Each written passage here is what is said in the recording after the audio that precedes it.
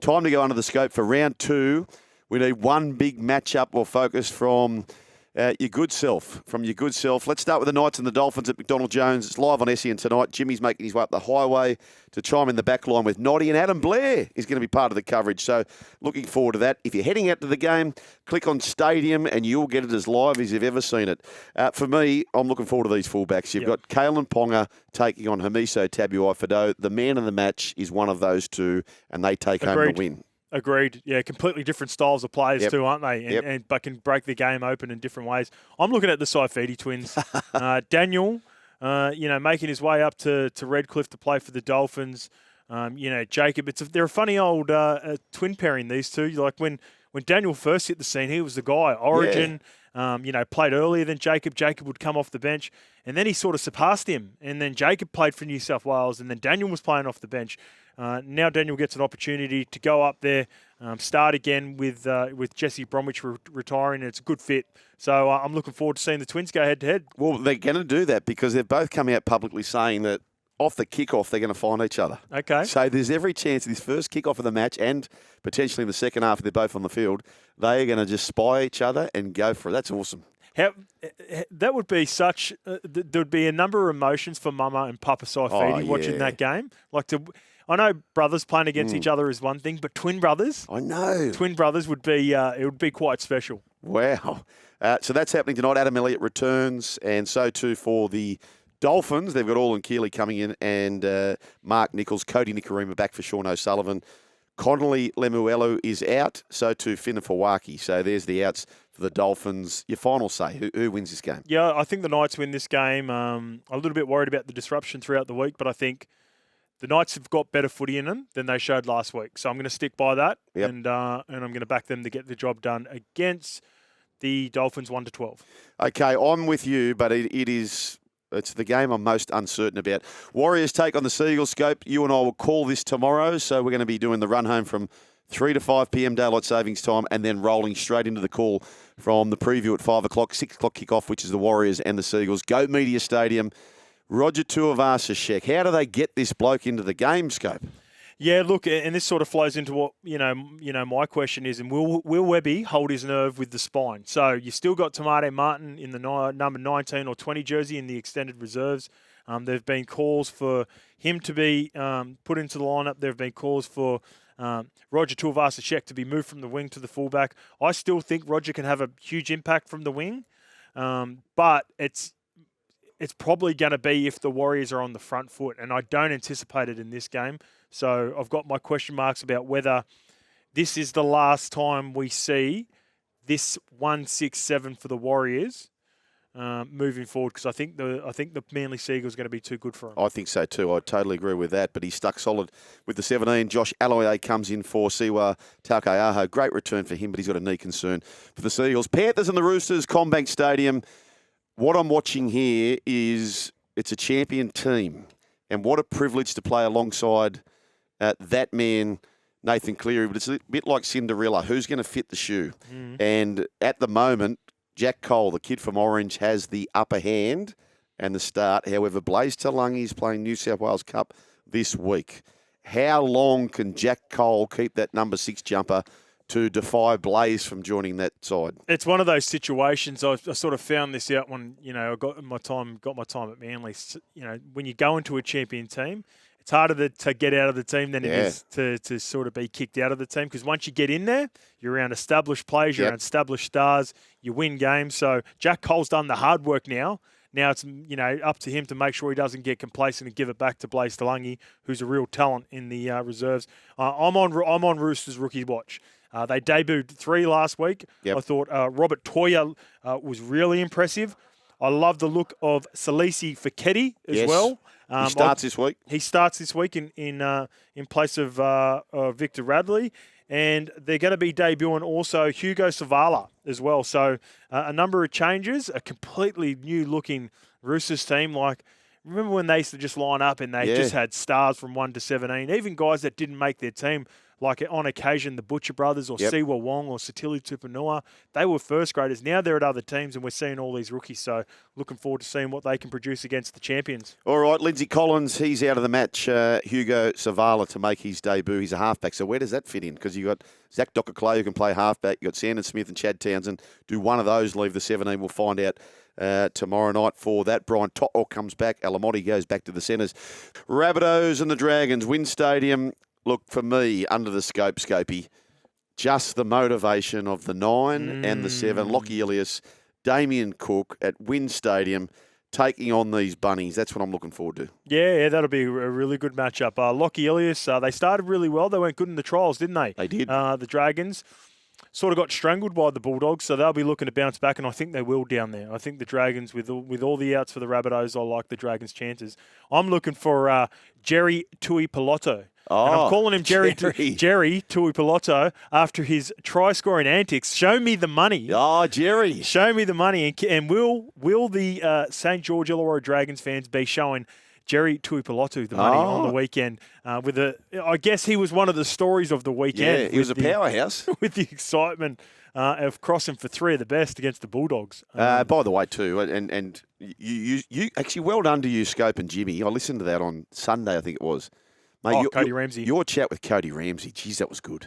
Shout out to Brooksy for I don't know if it was Brooksy or Mitch or whoever organised it. I lived with Corey Norman for a couple of years when I got back to Australia, so I got to meet Cody Ramsey a couple of times. Whenever we had something around there or training around the area, he'd come down and stay with us. Great young fella. Watched his story closely over the last couple of years. But what an effort, mate. Oh, mate. 10 kilos lighter than he was at the back end of 2022, Sugar. 180 metres, two line breaks, a try assist and a try. And you see the way he scored and returned the ball? Imagine if he could, if he could somehow jag an extra 5 kilos this year and put his name, in the hat for Flano to select him at the back end of the year. It'd be a great story. Yep. Protest, says Barnow. Coogee is South Territory, Sugar. Okay. I'll give you that. 1300 01 1170. Gavin says Fletch was spotted at the Sydney Football Stadium gym this afternoon. Thank you, Gavin. So he's doing his Fletchies hard. There you go. 1300 01 1170. Josh says that now that Sugar's a 360 man, where can we expect the skipper Scope on there? A-levels agenda after the journo sounds great. Oh, I think the big fella Mace represents us on levels every now and again on 360. He goes on with Braith. That might be for the big fella to go on there. But does Fletch train heaps? I've never asked him that because he's still in good shape, isn't he? Yeah, Fletch? well, we're trying to lose weight, and he wants to lose 3 kilos, and that's not a heap to lose, is it? Yeah. But I saw Noddy today. It is a lead. It's like it depends on where you're at. Like 3 kilos to some might not be. It's not much to me, I can tell you that. Brett Kamali picked me up this morning. We went to this breakfast. Yep. And Noddy said that he's 2 kilos heavier than when he played. Geez, that's a good effort, isn't it? 2 kilos heavier? 2 kilos heavier than when he played. Okay. Does that sound like it'd be normal for, just say, halves to put on a little bit more weight? 2 kilos, that's great, I think. And good luck to Bailey Bentley Harpe, who makes his NRL debut on the wing in the place of Tyrone Munro. Raiders and the Broncos, this could be offload central. Sean the Trader was talking about that. These two teams in round 1, in the Raiders at Vegas, Corey Horsburgh, Papali'i, offloading at will. Broncos doing the same against the Roosters. But the keys here, no Savage and no Tarpany. That hurts the Raiders. Huge outs. Yep. Huge outs for me. I went the early crow last week, and after only seeing the Broncos play against the Sydney Roosters, considering them a heavyweight, and with the hot conditions down there, I think it suits them as well. Like the hot conditions down here in Sydney, and it's going to be in the nation's capital as well. I think that's going to suit the Broncos. They're super fit this year. They're going to power through the middle, and I think we're going to see some more tries from the like of Selwyn Cobbo and Jesse Arthurs on both edges. The headline here, you think West Tigers and the Eels, well, the loser is like the loser of the Sharks and the Cowboys, 0-2 and under the pump. But you get this feeling the big story here is going to be the Sixers. Dylan Brown versus Lachlan Galvin. It's either Dylan Brown standing up after a big week. Doesn't look like a kid who seems to worry about the pressure. No. Galvin neither, by the way. But I think the storyline is going to be those two. Yeah, for sure it is going to be. And I think at Parramatta Stadium, as weird as this sounds with a home crowd, I think Lachlan Galvin might get a better reception because, all the chat around Parramatta fans now is they're off Dylan Brown and everyone wants Lachlan Galvin at Parramatta. Right. So that would be Weird if that plays out that way. My storyline, I thought the Tigers were Api Carousel and Jerome Bull away from winning that game against the Newcastle Knights. They had some good possession, but they just didn't have the points in them. And I think these two will provide that, and that's why I'm leaning towards the Tigers. Yeah, just to the Tigers, me too. Sean Lane returns for Parramatta. In reserve grade, they've got Bryce Cartwright and Ryan Madison. Right, Bryce Cartwright, Ryan Madison, Whittamoo Greg.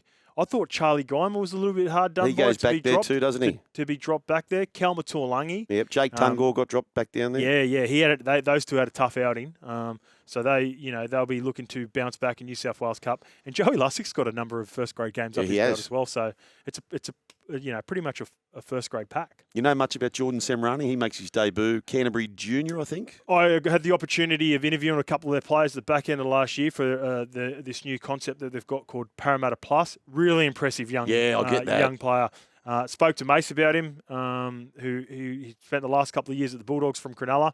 Absolutely loves him as well, and everyone's rooting for him. Yeah, good. So he could be a good. He's going to get in for a whole heap of work. Mace sort of, compared him to like a Jacob Carraz type. He's going to come in. He's going to be busy all the time. He's going to get in for a lot of carries. Okay, all right. We look forward to that. A former Bulldog, of course, which brings us to the Bulldogs taking on the Titans. We can talk about the Bulldogs thanks to Blue Wealth Property, Australia's leading property research and investment education company. I cannot look past this Bulldog side at Belmore, the tenacity they had with that kick chase. That was the best in the comp last week. Burton put it on a dime. They waited for the Dragons back three to catch it, and then whack, they'd get them. My concern in this game for the Titans at a brimming Belmore, Scope. How do they get field position? Like, you got your halves, Brimson and Campbell, not noted game managers. I just don't know how. I get people will fall into the trap that, look at this forward pack. Mo Fodawaker, Regan Campbell, Gillard, Tino Fasumala, Awi, Bo for more, Fafita on the bench. I get all that, but it's hard to do much with a pack without the rolling boulder. How are they going to get off their back fence? Yeah, I'm doubling down on our bet here, Sugar, and I'm going the Titans again in this one. I need to get off an early. If we can get a win against the Bulldogs when we're not expected to. But just jokes aside, I actually think the Titans are a chance. I'm a little bit excited. I had a chat to Kieran Foran throughout the week about the game plan. The game plan was always 7-6-1 for the Titans, the way that they're lined up. Kieran was going to come off the bench if healthy, and Desi is planning long-term with these guys. So, it might not look all that pretty at Belmore on Sunday. They might not get the chocolates, but that is the long-term plan. And Desi's willing to give them a good crack. So let's see how they look. Okay, from everyday Aussies to NRL's Canterbury Bankstown Bulldogs, Blue Wealth Property delivers trusted research and investment education. Sharkies and the Cowboys, QCB, loser, as I said, 0-2, and under the pump, really. And it's a tough one because the Sharks come back from Vegas. Now they've got to go all the way to Townsville. The Cowboys licking their wounds from Manly just destroyed them. Nanai pays the price. It's a big, big game. You don't want to lose this one. Yeah, look, you can't afford to go. Well, you can afford to, but it's not ideal to go 0-2 to start the season. I think Nico's going to answer some critics. You look at the back end of the Canberra game, he was really impressive in the trial. Tweaked his groin.